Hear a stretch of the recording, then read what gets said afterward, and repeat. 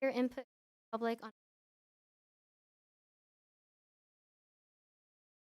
by amending classification 1,000 square at 70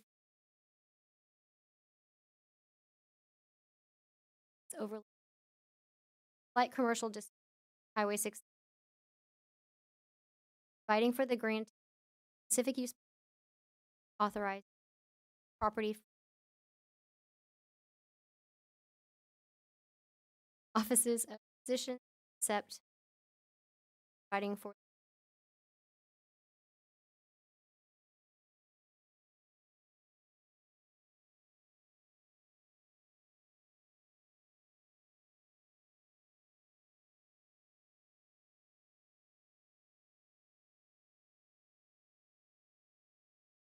how are you? Anya, I'm a practitioner. I, and I did.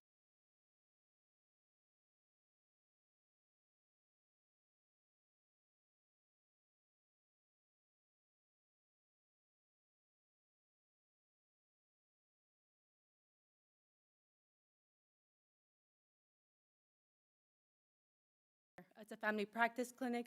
I would be seeing from kids to adults, managing conditions, prevention, and stuff like that. Any questions that you guys may have for me?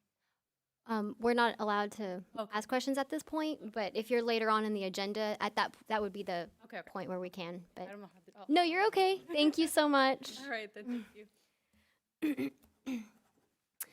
All right, we've got the consent agenda. Do I have a? Oh, I'm sorry. We're gonna close the public hearing at 7:03. My bad. You're at call one. Oh, sorry. Second call for public hearing. Third call for public hearing. And we will close it out at 7:03. Okay, now we can move on to the consent agenda. Did anybody have any questions on that? Nope. Motions? I'll make a motion to approve items A, B, C, and D on the consent agenda. I will second that for you. All those in favor of the motion on the table? All right, and any noes? Nope. Okay. How many of us are? 6 of us are here? Okay, 5. Oh, that's 5-0. Okay. We'll move on to the regular agenda item. Actually, can we, is anybody Well, opposed to, I have a question on that. okay? Under items A, B, C, and D, has anything changed since Friday on these 4 items so we can group them? With, to staff's knowledge, no. Okay. Nothing has changed. No, I could just give a quick one-sentence update. So we are waiting on DD5 to approve the construction plans for Pursley 7, and that'll happen in February. So it's just kind of a timing thing for 52. And then we're going to submit, excuse me, should have brought a bottle of water. 53 will be coming to the city on the next submittal date, and that will address the other sequencing issues. So we're fine with the recommendation, just letting you guys know where we're at. Thank you. Okay, so if nobody's opposed, we will put together items A, B, C, and D of the regular agenda. Do I have a, oh, Jessica. I have a question for Bobby.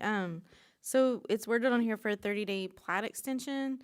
If we're not, if they choose not to make the recommendation to approve the plat extension, how does that work with council, with that recommendation, how it goes? It's, since the way it's worded on here, if they make the vote not to, they fail to approve it. But it's on a 30-day plat extension, not the plat itself.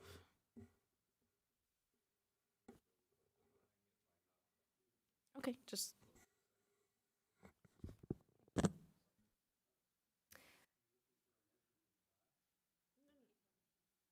No. No, I was just wondering if it failed to approve, since it's a consideration action for a 30-day plat extension, how that worked for the plat itself. I may have gone way down the rabbit hole, but Well, I think what we could do is, we can include, I guess what you're asking for is, when the council gets it, should there be an action item to actually deny the plat or to approve the plat? Not the extension. yes. I think what we can do is we can include both of those in the action item on the council agenda. Okay. Because you're right, if the council denies the 30-day extension but doesn't deny the plat gets approved by state law. It's just the motion and how it's worded is all, was my concern. I think we can work on that. I'm Do we need to read out each one or just saying A, B, C, Yes, I think. Okay. Read just A through, okay. the final plat for reserve. Okay, so we're going to go with consideration of possible action to forward a 30-day plat extension to City Council, final plat for Meridiana Detention Reserve 5, Phase 2, and for final plat for Meridiana Section 52. A 30-day plat extension to City Council, final plat for Meridiana Detention Reserve M2, and for final plat for Meridiana Detention Reserve N2. Do I have a motion? I will give you a motion to approve. I'll second. All those in favor of the motion? All those against? And that's 5-0.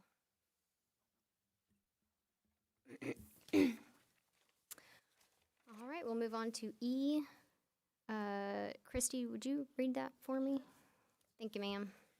Consideration and possible action to approve and forward with recommendation to City Council ordinance 2022-0-03, an ordinance of the City of Manvel, Texas, amending the zoning ordinance of the city by amending the zoning classification of 21,000 square feet located at 7507 Masters Road, Manvel, Texas, from light commercial district, State Highway 6, to overlay district, LC/SH6, to light commercial district, State Highway 6 overlay district, with specific use permits, LC-SH6-SUP, providing for the granting of a specific use permit with conditions to authorize the use of property for NAICS U621111, offices of the physicians except mental health specialist, providing for the amendment of the city's official zoning map, providing severability, and providing a penalty in an amount not to exceed $2,000 for each day of violation of any provision hereof.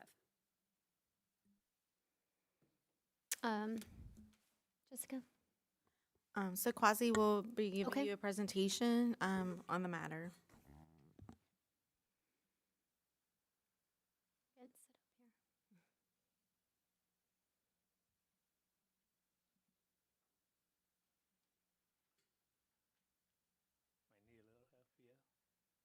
Uh-oh.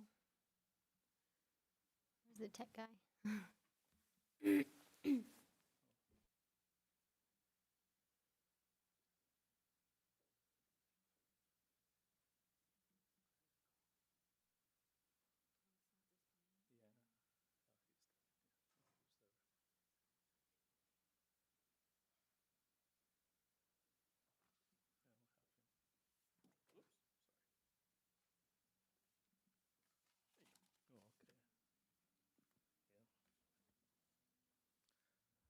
Commissioners,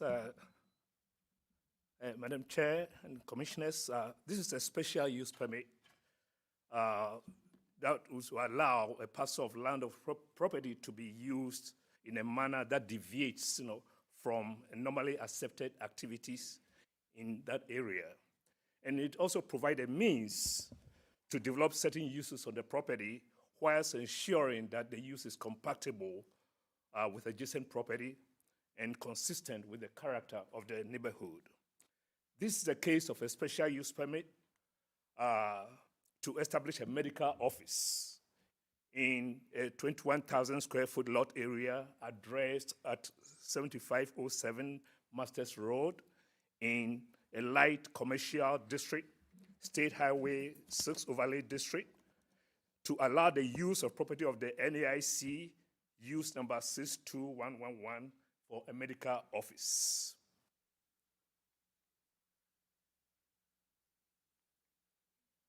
Yeah, this is the locality of the area. The zoning map indicates, as stated earlier, a light commercial district, State Highway 6 Overlay District. The existing surrounding uses are mainly commercial and is located on Masters Road, a major thoroughfare. The zoning ordinance provisions requires the use of this property, in which we're using regulations in section 77-50, to guide the requirements of this particular area.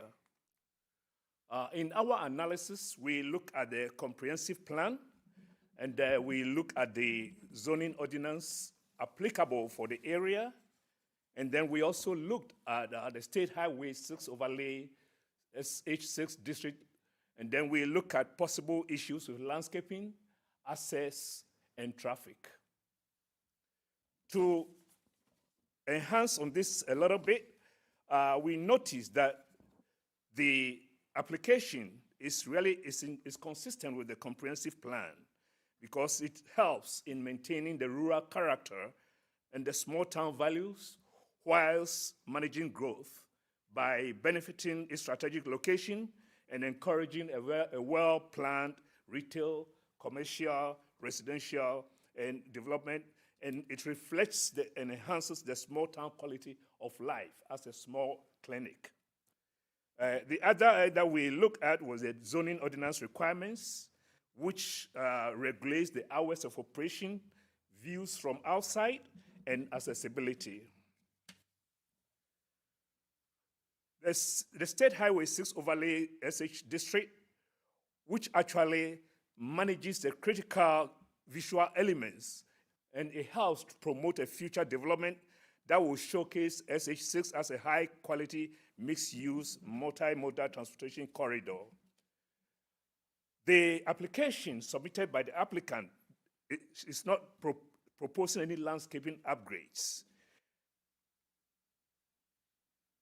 The site was actually also published in the newspaper, and it was also advertised on the county website, and mails were sent to all adjoining property owners, to look at the application. And we got no comment, opposing the application as stated earlier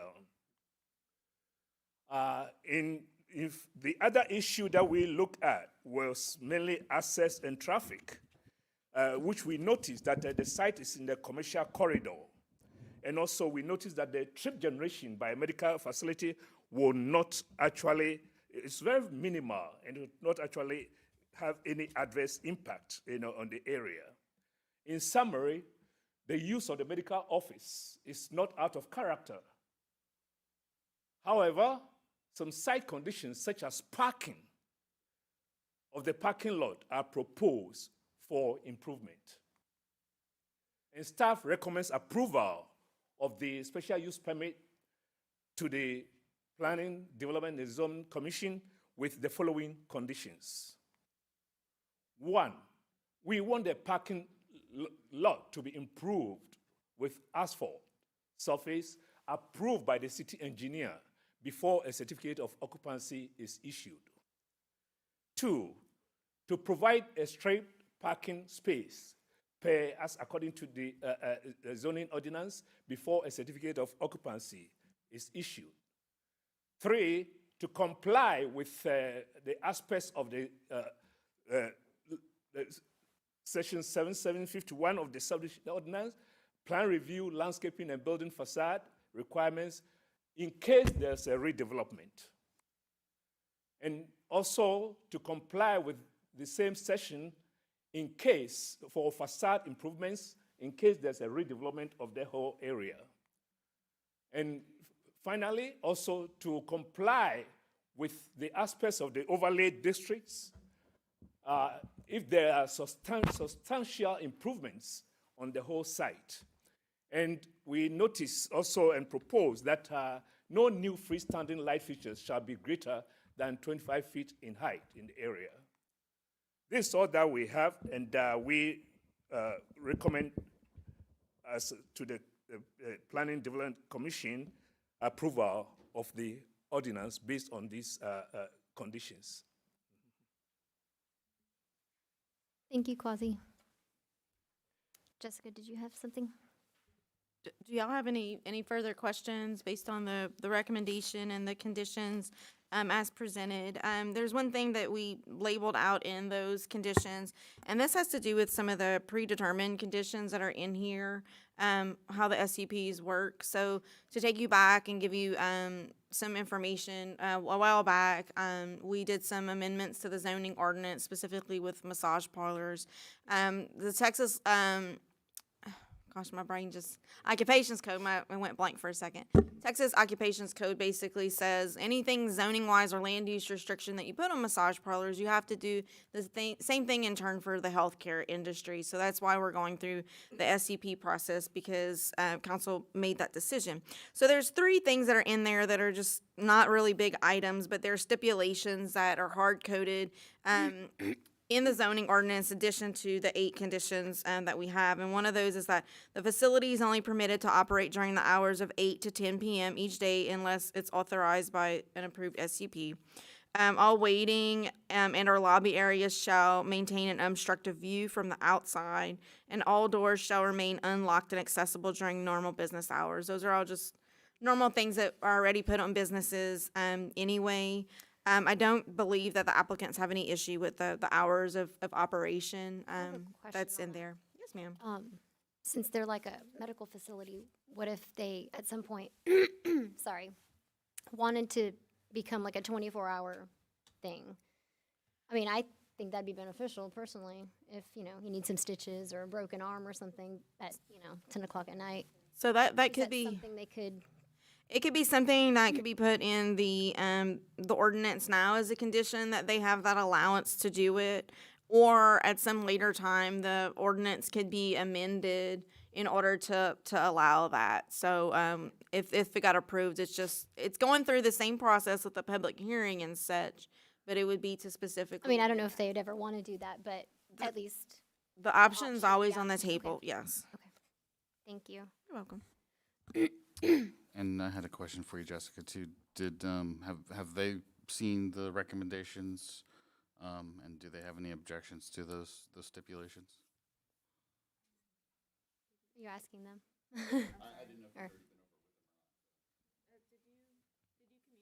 I'm sorry, did you communicate the proposed conditions with the applicant? I did not actually send it to them, yeah. Okay. So So you just saw this for the first time? Oh, okay. So I guess a question to y'all then is, are there any stipulations on there that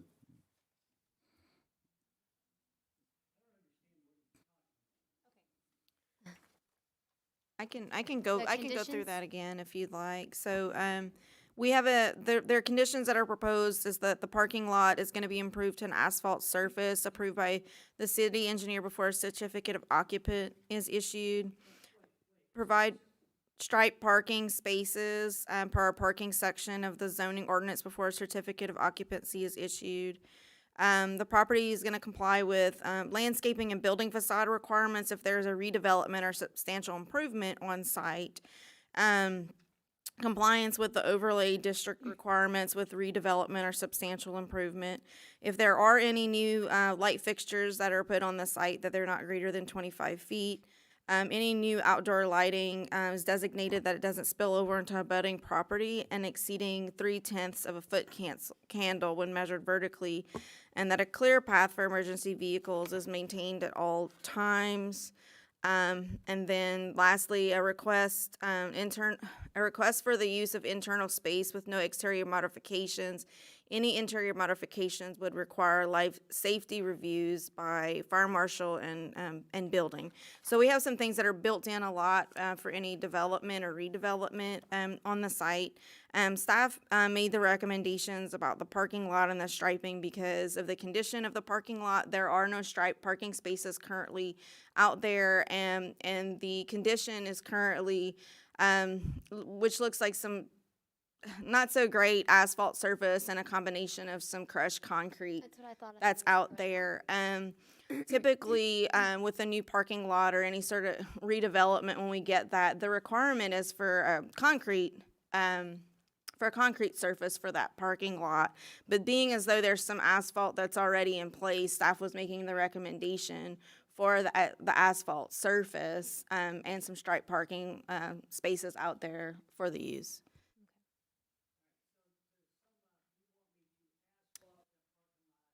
Do you want to come? You can speak in the microphone. That way you're on. Okay.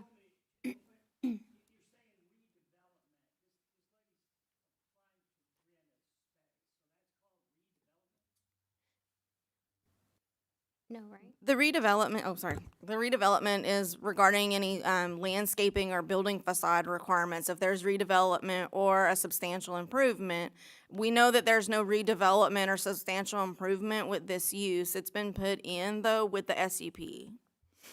If they were to, I guess, do renovations and make, and like, something substantial. Yeah. For a substantial improvement, yes. And it's my understanding that they're basically, besides paint maybe on the walls, is really the only, if you want to call that even a renovation, but the only updating that's being done. So anything that's being proposed right now with this clinic wouldn't trigger anything as far as landscaping and facades. Yes, sir.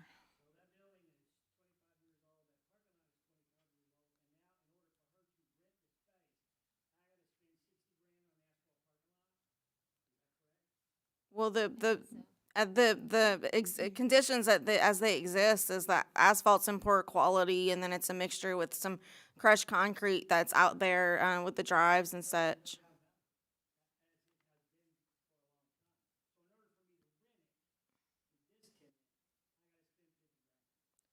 It's tied to the specific use permit.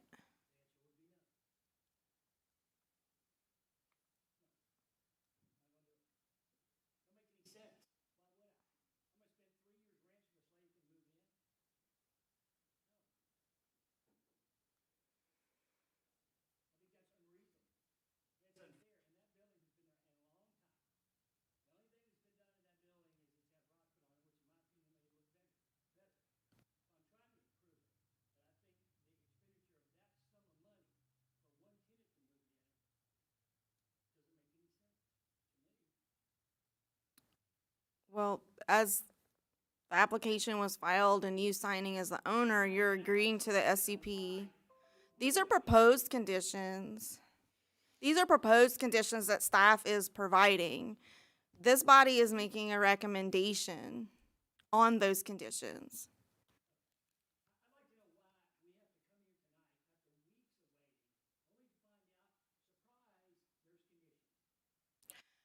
I apologize that the conditions were not communicated ahead of time to you before this meeting.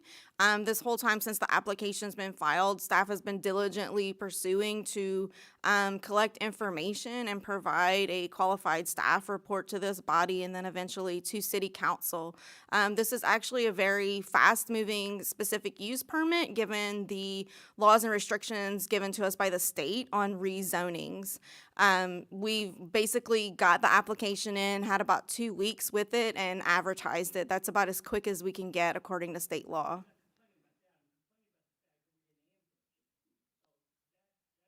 We're not trying to ambush you, sir. I apologize we did not send it to you ahead of time. It was part of the packet that's online that's been posted since Friday, too.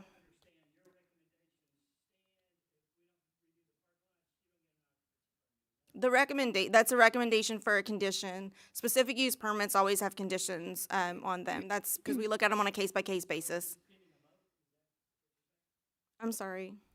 I didn't understand you. I'm sorry.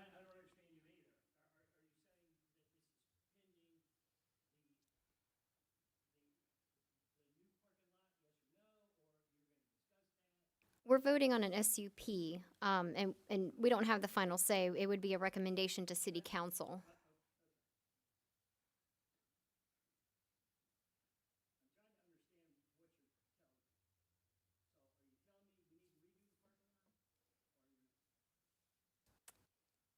I'm telling you, it's a proposed condition that staff is bringing forth to this body. This body has not completely had a discussion on how they're going to vote on that with that recommendation. And then it'll go to city council, where city council makes the final decision on the proposed conditions recommended by this body.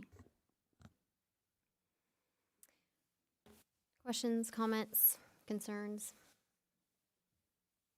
I have a on question. those? I mean, just a comment. I mean, if you're, to his, not wanting to improve the parking lot, there's no stripes, so there's no place to park. So if an ambulance comes running through there and it slides on the gravel, I mean, that would be the reason to probably try to improve the parking lot. That too, and you'd have a dedicated fire lane also too, for the fire department if it was needed.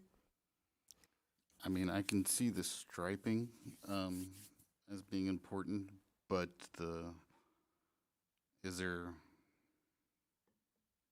Stripes don't stick. an alternative to the, completely repaving the parking lot essentially that would either an allotment of time or something in between, Like a compromise? completely replacing it, but just, it needs to be improved some, Looking at the site and the existing conditions, specifically this picture that we have up here, I don't know how you paint that and it sticks to Yeah. dirt. I don't know. And as far as a compromise, it was proposed with a condition tied to the certificate of occupancy, because once that occupancy is issued, Yeah, that's it's it. in It's use, yeah. it's gone, and we could ask, for something 6 months down the road. If it's not done, the city's not gonna go and revoke somebody's certificate of occupancy, especially a leasee on a property, and then it just becomes a code enforcement issue to try to get that compliance. We basically just lose any and all ability to enforce it if that's what we choose to do. I have a question. Mark, right? Have you gotten quotes before? So do you know it's like 50 to 60? Like, is that why you threw that out? Okay. Right, yeah. Mm-hmm.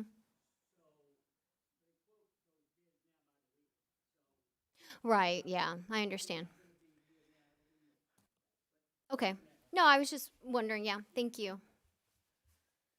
It almost sounds like this needs to go back between him and the city and be discussed again, because since he didn't hear about it, and, I mean, it's, in a sense, it's not fair to him, but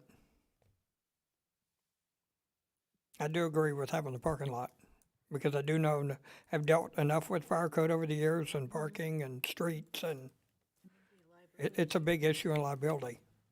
If I could say candidly, the compromise was that we're not asking for it to be concrete. Like, concrete is what's required in the design criteria. Yeah. So I mean, the compromise was, how about asphalt? I mean, we've got asphalt here at City Hall, for goodness sakes. So at least it would be a hard surface. It can be painted. That, I mean, if you get out a wheelchair, if you ever pushed a wheelchair across the rocks, it's not a good situation. mm-hmm, Assuming people are going there because they're, medical situations. It's right. also in the floodplain. If they were coming in and building a building from scratch, we don't allow critical facilities in the floodplain. So that's a bit of a compromise here, because it's an existing building. Okay, we're just changing the use. It's not being constructed for this thing, as an ER or something. So we can talk again, but I mean, I think the compromises are already factored into it. So it's really, if you think we're being unreasonable, then yeah. I mean, I think it's just also just a cost of doing business. One of the other things, and it doesn't pertain specifically to this piece of property, but I believe the one just to the south, there was a CrossFit, I believe, that went into that building, and there was some discussion about the parking in the fire lane. And the thing that I remember most was that there was going to be a designated fire lane, either with paint on the crushed concrete or with some sort of um, signs or other areas. It never really worked. I don't know that it was ever installed as it was intended, and I don't remember ever seeing a fire lane that would come in front of that other building. So having a parking lot that is not a solid surface, and then trying to either designate where parking spaces are or where a fire lane is almost impossible on crushed concrete.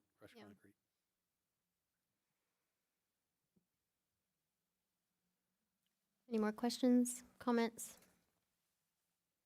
motions? So there's the two buildings, right? And one of them had the CrossFit. I was going back to the picture that had the businesses. What was there before? What business was, what tenant did you have before? In this building? Wasn't that the feed store? Or was that the one over? Yes, this property. This one. Okay. So, I mean, that makes sense. You got D&D up in Pearland that still has, for a feed store, that makes sense. But for a healthcare facility, I mean, especially, like you said, with a wheelchair, that'd definitely be of concern.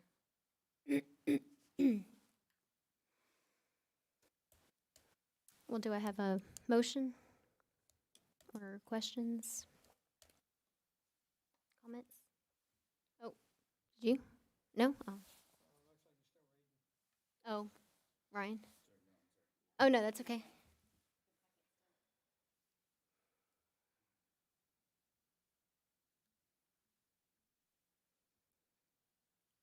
I'll make a motion to approve. All those in favor of the motion? With Oh. with any conditions? Well, did y'all have any, with the recommended conditions? Okay, so recommendation, with the recommendation to city council, for approval with the staff recommendations. And you seconded? I seconded. All those in favor? All those opposed? And unanimous. Oh. One opposed, okay, 4-1.